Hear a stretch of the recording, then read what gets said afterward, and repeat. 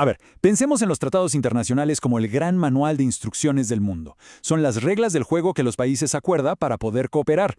Pero, claro, ¿qué pasa cuando a alguien no le gusta una de esas reglas? Bueno, ahí es donde la cosa se pone de verdad interesante.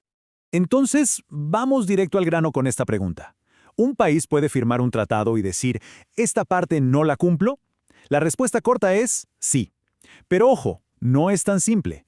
Hay todo un sistema de reglas para eso, y son cruciales para entender cómo funciona el mundo. Bien, para entender esto, tenemos que hablar del primer concepto clave, las reservas. Imagínense esta escena. Un grupo de amigos firma un contrato para alquilar una casa. Todos firman, pero uno de ellos tacha con un bolígrafo la cláusula que prohíbe las mascotas. Bueno, eso, en el enorme mundo de los tratados, es básicamente una reserva.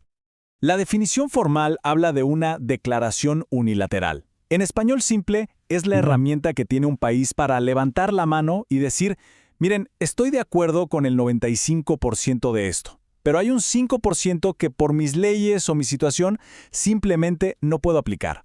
Y esto es fundamental, porque sin esta flexibilidad, muchísimos tratados jamás llegarían a firmarse. Pero cuidado, una reserva no es una carta blanca para hacer lo que uno quiera. Aquí entra a jugar un principio clave, la reciprocidad.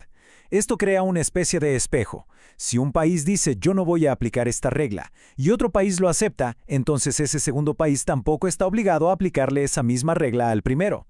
Es un toma y daca. Vamos a desglosarlo para que quede súper claro. El Estado A dice, el artículo X no va conmigo. El Estado B responde, ok, lo acepto. A partir de ahí, en la relación específica entre A y B, es como si el artículo X nunca hubiera existido. Pero, y esto es muy importante, para el resto de los países el tratado sigue intacto con todas sus partes. Y para que quede completo, hay básicamente dos tipos de reservas. La excluyente, que es como borrar un artículo del mapa para ese país, y la modificatoria, que es más sutil, no lo elimina, sino que cambia cómo se va a aplicar o interpretar esa regla en particular. Hasta ahora hemos hablado de flexibilidad, de cómo se pueden doblar un poco las reglas para que todos participen. Pero el derecho internacional no es un chicle. Ha levantado muros, ha trazado líneas rojas que son infranqueables. Hay reglas tan pero tan fundamentales que simplemente no se tocan. Y con esto entramos a un terreno mucho más serio, la nulidad. Esto es lo que pasa cuando un tratado nace con un defecto de fábrica tan grave que se lo puede declarar inválido. Es como si nunca, jamás, hubiera existido. Ahora, no todas las nulidades son iguales. Se dividen en dos categorías. Por un lado, la relativa, que son como defectos que se pueden perdonar o arreglar si el estado afectado está de acuerdo. Pero por otro lado está la absoluta. Y esos son defectos fatales, tan graves que el tratado es irreparable y cualquier país del mundo puede señalar el problema. Vamos a enfocarnos en la categoría más seria. La nulidad absoluta ocurre cuando el defecto es tan profundo que, básicamente, envenena el tratado desde su nacimiento. Esos son los verdaderos puntos de quiebre del derecho internacional. ¿Y qué puede ser tan grave como para romper un tratado de forma definitiva? Primero, la coacción. ¿Qué pasa si se obliga a un diplomático a firmar bajo amenaza? O peor, si se amenaza a un país entero con la guerra si no firma. Y la tercera causa, la más profunda, es cuando un tratado choca de frente con una norma suprema del derecho internacional. Esa norma suprema tiene un nombre que suena imponente. ¿Por qué lo es? Jus cogens. Pensemos en el jus cogens como las reglas de oro de la humanidad, la constitución no escrita del planeta. Son principios tan básicos como la prohibición del genocidio o de la esclavitud que ningún tratado, bajo ninguna circunstancia, puede contradecirlos. Esto es revolucionario, porque le pone un límite claro al poder de los estados. Entonces, si un tratado viola una norma de jus cogens, es nulo desde el segundo uno. Los ejemplos pueden parecer extremos, pero lo dejan clarísimo. Un acuerdo para cometer genocidio o para iniciar una guerra de agresión. Son esas líneas rojas que el sistema legal mundial simplemente no puede y no va a cruzar. Ahora sí, bajemos un escalón y hablemos de la nulidad relativa. Aquí las fallas son serias, pero no son fatales. El problema central es que afectan la validez del consentimiento de un Estado.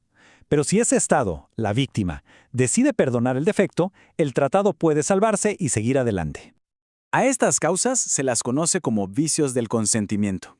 Pensemos en firmar un contrato basado en un error garrafal, o porque la otra parte te engañó a propósito. O peor, porque al representante que fue a firmar lo sobornaron.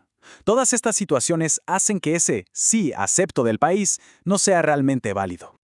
Y para probar el fraude, o dolo, como se le dice técnicamente, no alcanza con decir «me engañaron». Se tienen que demostrar dos cosas. Primero, el elemento psicológico, que existió la intención de engañar.